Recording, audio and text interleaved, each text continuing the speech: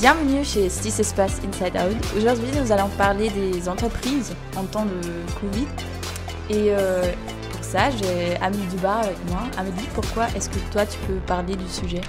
Oui, bonjour. Alors moi, d'abord, je suis responsable des relations entre l'école et les entreprises partenaires et également responsable des Master 2. Donc effectivement, un lien très direct avec nos entreprises, les entreprises qui gravitent autour de nous. Ok, merci. Donc première question, comment les entreprises s'en sortent ? Effectivement, le monde du travail post-Covid a changé inévitablement et probablement durablement avec beaucoup de situations différentes selon les entreprises. Par exemple, nos entreprises partenaires sont très différentes, de secteurs d'activité différents, de types d'organisations différents, petites ou grandes, etc.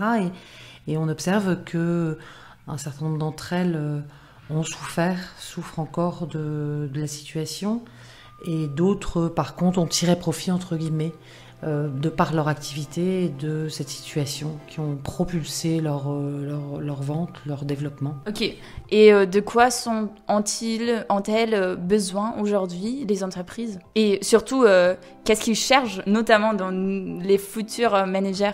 Eh bien, si on parle peut-être de compétences, elles cherchent des profils agiles, qui sont capables de s'adapter à des situations différentes, qui sont capables d'autonomie, capables aussi de gérer à la fois en parallèle leur vie professionnelle et leur vie personnelle. Donc une gestion du temps, une gestion des priorités, d'être capable de travailler aussi en équipe, même à distance, parce qu'il y aura nécessairement des entreprises qui vont maintenir une partie de leur activité à distance. Ça, c'est important que l'étudiant sache gérer ça avec beaucoup de rigueur, de polyvalence, d'ouverture aussi. Et des personnes aussi qui savent communiquer, puisque pour travailler comme ça à distance, il faut savoir organiser, communiquer avec les autres, être à l'écoute. Et puis après, il y a des compétences plus techniques, typiquement reliées à cette situation, et d'autant plus reliées à cette situation, c'est-à-dire des compétences qui tournent autour du digital, de la créativité aussi,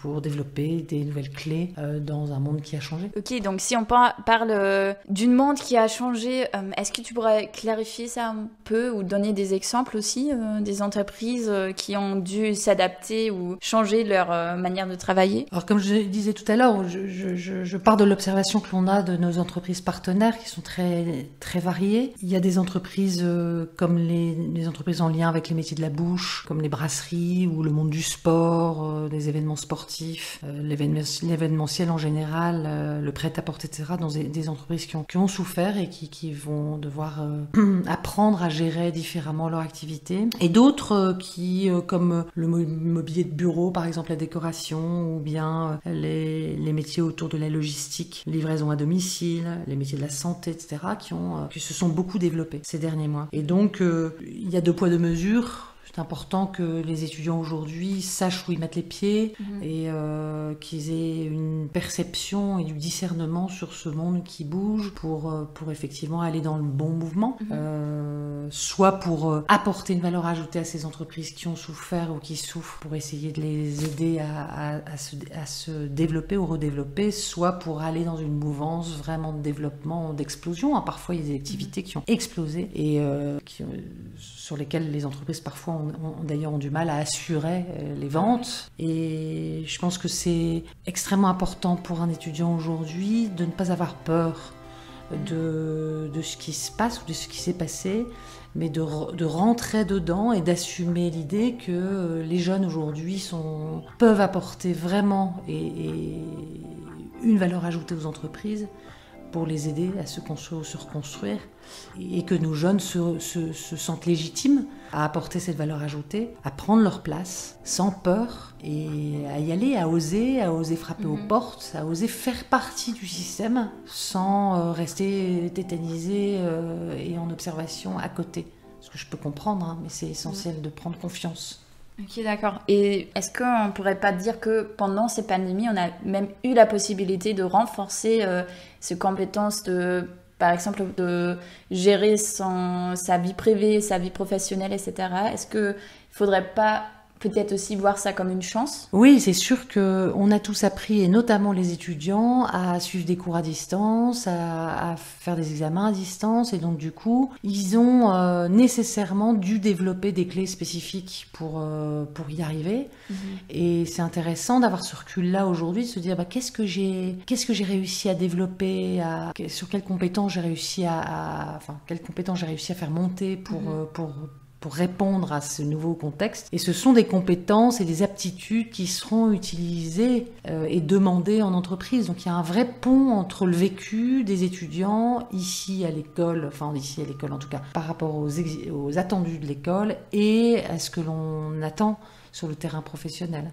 Et même peut-être faut aussi voir que, par exemple, je pense les masters, ils sont tous en alternance, non, chez nous? Alors, c'est une très grande satisfaction dans le contexte de voir qu'effectivement tous les masters, alors nos masters 2 sont en alternance et les masters 1 sont en stage temps plein. Tout le monde est en poste. Tout le monde a trouvé ou son alternance ou son stage dans nos masters. Donc c'est vraiment, ça montre bien qu'il y a une vraie attente des entreprises et un vrai besoin des jeunes, encore une fois, polyvalents, autonomes, qui ont envie d'y arriver, qui ont envie de prendre leur place pour venir en aide à ces entreprises, ou en tout cas pour les accompagner humblement mais efficacement dans leur développement ou réorganisation. Donc il y a une vraie demande, et la preuve en est, c'est qu'effectivement ils sont tous en poste aujourd'hui, et dans les années chez les plus jeunes, il y a aussi de très très belles performances. Troisième année aussi, ils sont tous en stage. Voilà, c'est une grande satisfaction de voir que la difficulté de la situation ne veut pas dire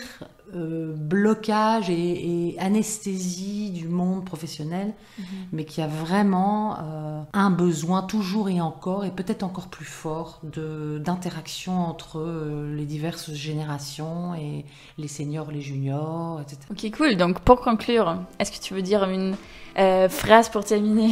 Ayez confiance, allez-y, osez, tentez, expérimentez. Voilà, il y a une place pour tous, et je pense que vraiment il faut vraiment y croire et foncer. Ok, super. Merci pour ton temps, Amélie, et merci à vous les écouteurs pour votre écoute.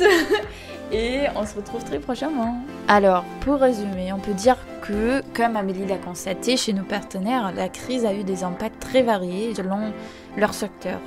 Mais peu importe l'impact que la crise a eu sur les entreprises, il y a quelques compétences à niveau savoir-être qui sont appréciées dans tous les domaines, telles que la capacité de s'adapter, de gérer son temps ou de communiquer, notamment quand on travaille à distance. Mais également des compétences plus techniques, surtout en ce qui concerne le digital. Il s'agit donc souvent des compétences qu'on a pu travailler cette année dues à la situation, et donc des choses qu'on peut valoriser sur son CV pendant les entretiens et évidemment plus tard dans son travail. Donc si vous avez envie de commencer quelque chose, si vous êtes en recherche, n'hésitez pas, ayez confiance, comme Amélie l'a dit. Si vous avez des questions pour nous, n'hésitez pas à nous contacter, et n'oubliez pas que les écoles sont toujours là pour vous et pour vous soutenir à trouver votre voie. Merci. Merci, au revoir.